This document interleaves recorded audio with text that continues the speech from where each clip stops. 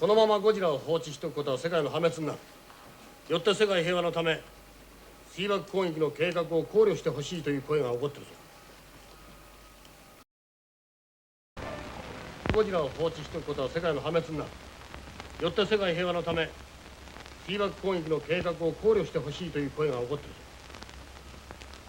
いや、国連ではこのままゴジラを放置しておくことは世界の破滅になる。よって世界平和のため水爆攻撃の計画を考慮してほしいという声が起こってるぞ。